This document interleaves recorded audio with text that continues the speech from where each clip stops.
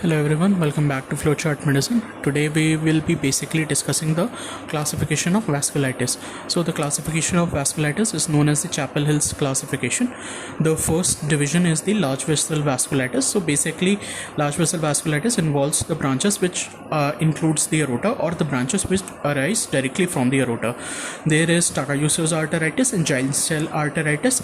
Behçet's arteritis was recently classified as a large vessel vasculitis. Earlier it was classified as a variable vessel vasculitis.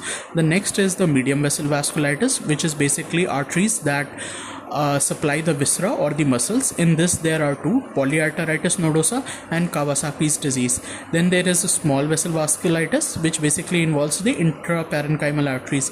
In this, first there is ANCA vasculitis, which includes the microscopic polyangiitis. Then there is the granulomatosis with polyangiitis, also known as Wegener's syndrome. And then there is eosinophilic granulomatosis with polyangiitis. So these are the three ANCA associated vasculitis. Then there is the immune complex mediated vasculitis. In this, the anti-GBM basement membrane disease or the Goodpasture syndrome, which involves both the kidneys and the lungs, and the IgA vasculitis or the Henoch-Schwann purpura. Then there is variable vessel vasculitis. Earlier it used to have Behçet's disease, and now it only has Cogan syndrome. Cogan syndrome is a triad of vestibulitis, interstitial keratitis and aortitis, and because it causes vestibulitis, it leads to irreversible sensory hearing loss. Then there is secondary vasculitis. So basically secondary vasculitis mostly involves the small vessel vasculitis.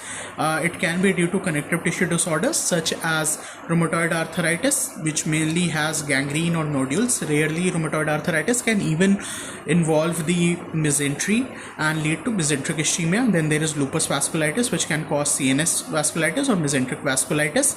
Then there is IgG4 related disease. It is the only connective tissue disorder to cause large vessel vasculitis, and it leads to aortitis and is one of the causes for aortic regurgitation. Sarcoid vasculitis and Sjogren vasculitis. Drugs such as penicillin, minocycline, both of which are antibiotics, diuretics, propionthiouracil and hydrolysine, can also cause secondary vasculitis. Secondary vasculitis can also be seen in diseases such as hepatitis C is associated with cryoglobulinemia, hepatitis B is associated with polyarteritis nodosa, syphilis and HIV can also cause vasculitis. Then there are some other diseases which can lead to vasculitis, such as ankylosing spondylitis, hairy cell leukemia, bladder carcinoma and renal cell carcinoma.